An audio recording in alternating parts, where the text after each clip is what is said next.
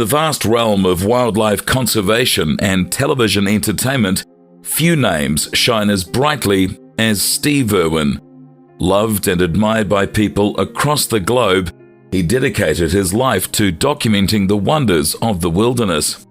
From his early encounters with reptiles in his parents' park to his international fame as the Crocodile Hunter, Steve's infectious charisma and unwavering passion left an indelible mark on the hearts of millions.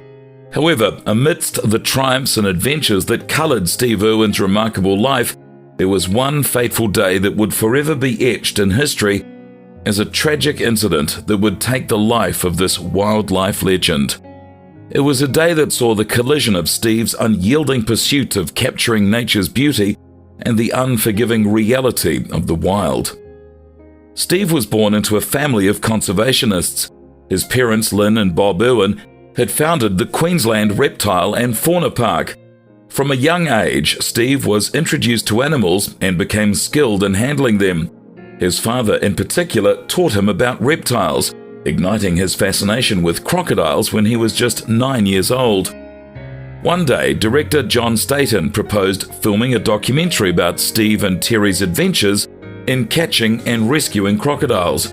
This documentary became the first episode of the famous Crocodile Hunter series, which was later picked up by Discovery Communications in 1996 and catapulted Steve to international fame.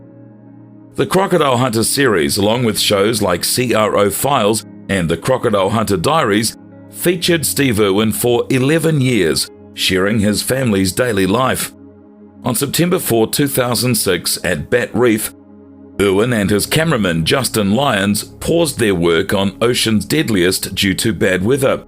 Instead, they focused on capturing footage for Irwin's daughter Bindi's series, Bindi the Jungle Girl, by exploring the marine environment. It was during this expedition that Steve spotted a short-tailed stingray in the shallow waters. Intrigued by the creature, he decided to follow it, intending to capture footage of the stingray swimming away. Steve had a talent for capturing captivating images, and a stingray would be the perfect addition to his daughter's documentary. However, the stingray that Steve encountered was no ordinary stingray. It was a short-tailed stingray known for its venomous tail, capable of inflicting fatal injuries. The creature had a wingspan of about 2 meters, a disc-shaped body, and a long whip-like tail adorned with venomous barbs. Its back and flanks displayed a unique pattern of dark spots and stripes. Although short-tailed rays are generally non-aggressive and gentle, this particular stingray mistook a shadow for a tiger shark, one of its natural predators. In a moment of perceived danger, the stingray became extremely aggressive, launching a series of attacks on Steve. Justin Lyons, the cameraman, witnessed the stingray striking Steve multiple times within seconds. The crew was helpless in the face of the stingray's fury. Tragically, Steve suffered a fatal injury as the stingray's barb pierced his chest, puncturing his heart. Throughout this harrowing incident, the camera continued to roll, capturing every detail. Steve had always insisted that his crew never stopped filming, even in the face of accidents, and they dutifully followed the rule. The biographer Tim Donovan later revealed that Irwin had always said, "I would be sorry if nobody got my death on tape." In those moments of pain and fear, Steve uttered the words, "I'm dying," realizing the severity of the situation. The crew swiftly brought him back to the inflatable boat, administering emergency treatment. Justin Lyons recalled desperately urging his fellow crew members to apply pressure to the wound, pleading with Steve to hold on for the sake of his children. Despite their efforts to resuscitate him and control the bleeding, the wound proved too deep. The crew rushed Steve to the nearby Low Isles Hospital, but it was too late. Upon arrival, he was pronounced dead. The world was shocked by the untimely passing of Australian crocodile hunter Steve Irwin during a diving expedition near Port Douglas in Australia. Even if they'd managed to reach an emergency ward in the moments following the attack, saving him would have been near impossible due to the massive damage inflicted upon his heart, as revealed by Justin Lyons.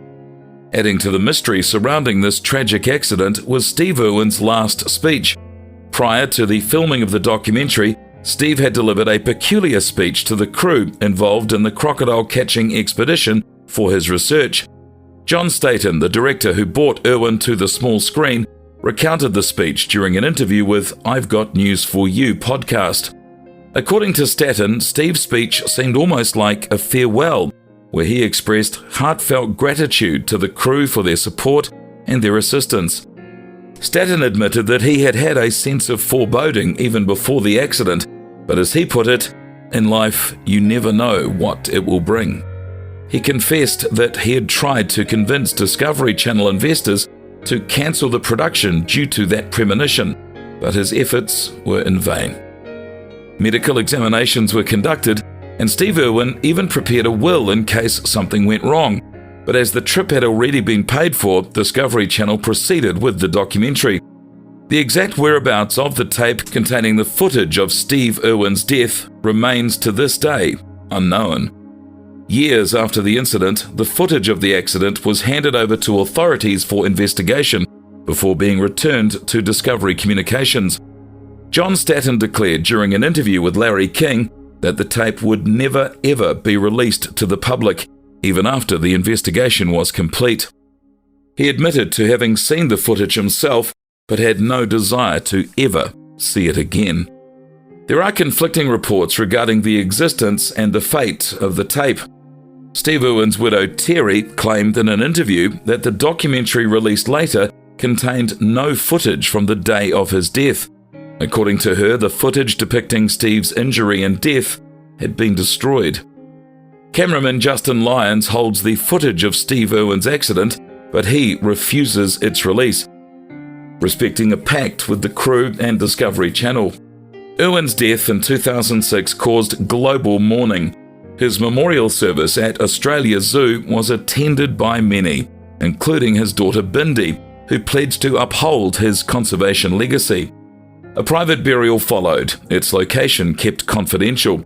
The documentary Irwin was working on, Ocean's Deadliest, was finished and aired without the incident, but with a tribute to him. Irwin's conservation efforts live on through Australia Zoo and 2 species that have been named after him. His family, including wife Terry and children Bindi and Robert, continue his wildlife work. Robert has followed in his father's footsteps, working with and caring for animals, particularly at Australia Zoo. He strives to ensure that his father's memory and contributions are never forgotten, even recreating iconic moments by feeding the same crocodile in the same location as Steve did. The spirit and the mission of Steve Irwin continue to inspire people around the world, and his legacy serves as a reminder of the importance of protecting our natural world. His foundations continue to support both humans and animals in need, and his impact resonates in the hearts of those who shared his love for wildlife. And that concludes our story of Steve Irwin, a beloved conservationist and TV personality who completely dedicated his life to the animal kingdom. May his memory forever inspire us to appreciate and to protect the wonders of nature. If you like this video, please give it a like, share it with your friends, and if you haven't already, subscribe to this channel and make sure to hit the bell icon so that you will always get the very latest from us first.